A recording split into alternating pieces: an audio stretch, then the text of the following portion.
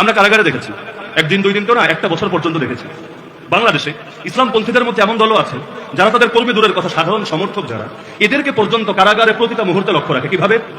কারাগারেও তাদের chain system আছে। প্রতিটা 7-15 দিন পর পর তাদের পিসিতে টাকা জমা হয়। পিসি বুঝেন? পিসি মানে হলো প্রিজন ক্যান্টিন।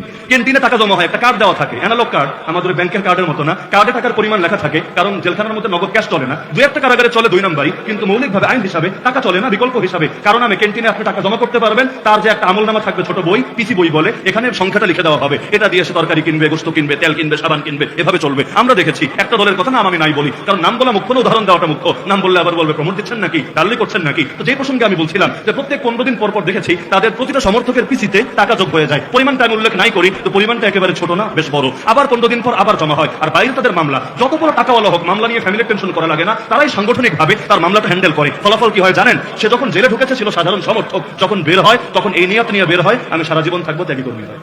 কারণ আরবিতে একটা প্রবাদ বাক্য আছে, আল ইনসান আব্দুল ইহসান, মানুষ কৃতজ্ঞতার দাস। আপনি আমার উপর 10 দিন ইহসান করেন, অনুগ্রহ করেন, দেখবেন অটোমেটিক আমি নরম হয়ে গেছি আপনার সামনে। টাকা দিয়ে মানুষ কেনা যায় না, এটা সত্য, কিন্তু অনুগ্রহ করে মানুষকে নিজের অধীনস্থ বানানো যায়, এটা আরো বেশি সত্য। আমি যদি 10 দিন 20 দিন আপনারা নিয়ে দোকানে বসে খাওয়াই, আপনার বাসায় মিষ্টি নিয়ে যাই, হাতিয়া নিয়ে যাই, আপনি পারবেন আমার কথাকে এড়াতে? আরে বলেন না, পারবেন? এমনকি আপনারা সাধারণ মানুষ যারা আছেন, আমরাও তো মাদ্রাসা চালাই, অনেক সময় কি হয়, আমরা বিভিন্ন মানুষকে যারা সাধারণ কিন্তু মাদ্রাসায় মহব্বত করে দাওয়াত দিই, আসেন আমাদের ছেলেদের সঙ্গে একটু ডাল ভাত খান, বিভিন্ন অনুষ্ঠানে বিভিন্ন উপলক্ষে আমরা দাওয়াত দিই। ফলাফল কি দেখা যায় জানেন? আমরা তো করি আল্লাহর জন্য, কিন্তু আলহামদুলিল্লাহ এই ফলাফলটাও দেখা যায় মাদ্রাসার যে কোনো বিপদে, যে কোনো ঝামেলায় বলা লাগে না, তার এমনি এসে আগে থাকে, নিজের সর্বোচ্চটা মাদ্রাসার জন্য ব্যয় করে।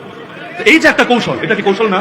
বলে না কৌশল না? তাহলে সে একজন কর্মী না, সমর্থকের জন্য নিজেকে বিলিয়ে দিচ্ছে, বিনিময়ে সমর্থক বাইরে বের হয়ে তার কর্মীতে পরিণত হচ্ছে। আর আমাদের কওমি অঙ্গনে দুঃখের কথাই বলি, আত্মসমালোচনা হিসাবেই বলি, কর্মী রাখেন, সমর্থক রাখেন, বড় বড় নেতৃবৃন্দ যারা কারাগারে থেকেছে, ইন্ডিভিজুয়াল এক একজন গিয়ে জিজ্ঞেস করেন কবে তার পিসি থেকে 1 টাকা যোগ করেছে, তার মামলার জন্য 10,000 টাকা খরচ করেছে, তার ফ্যামিলির প্রতি মাসে গিয়ে নিয়মিত খোঁজখবর রেখেছে, ব্যক্তিগত উদ্যোগে কেউ করলে করতে পারে, সাংগঠনিকভাবে কবে করা হয়েছে, পারলে আমার প্রমাণ দিয়েন। আমরা অধিকাংশের ক্ষেত্রে এমনটা দেখি নাই, শত শত মানুষকে নিজেদের চোখে দেখেছি, নিজেরা অভিজ্ঞতা পাড়ি দিয়েছি, কেউ কারো পাশে থাকে নাই। যেই ফ্যামিলি সেই ফ্যামিলি, যেই মানুষ সেই মানুষই নিজের মতো করে খাটতে হয়েছে। উল্টো যারা আল্লাহ একটু সামর্থ্য দিয়েছে, সে 2-4 জনের খেদমত করার চেষ্টা করেছে, কিন্তু সাংগঠনিক ভাবে হয় নাই, যার কারণে ফলাফল দেখেছি যারা কর্মী হয়ে জেলে ঢুকেছিল, বের হওয়ার সময় এই কথা বলে বের হয়েছে, আর জিন্দেগি তো আমি এদের সঙ্গে নাই।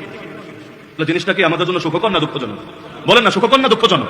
দুটো ইসলামপন্থী দল, কিন্তু এক দলে ঢুকছে সমর্থক হয়ে, বের হচ্ছে কর্মী হওয়ার চেতনা নিয়ে, আরেক দল ঢুকেছে কর্মী হয়ে, কেউ কেউ নেতা হয়ে, কিন্তু বের হওয়ার সময় এই হিম্মত করে, আর জিন্দেগিতে আমি নাই, যতই ডাকো আমারে, খুঁজে পাবা না কোথাও, আমি আর তোমাদের সঙ্গে আজীবন নাই। তাহলে তরবিয়াতে ব্যবধান রয়ে গেছে কিনা? তরবিয়াত ধমক দিয়েই হয় না, তরবিয়াত পিটিয়েই হয় না, কখনো মায়া দিয়ে, কখনো দয়া দিয়ে, কখনো শাসন করে। আল্লাহ তাআলা আমাদের সবাইকে ইলম, আমল, দাওয়াত থেকে শুরু করে হার লাইনে তরবিয়াতকে পরিপূর্ণ করে ঈমানটারে, আমলটারে পাক্কা বানিয়ে কবরে যাওয়ার তৌফিক দান করুন।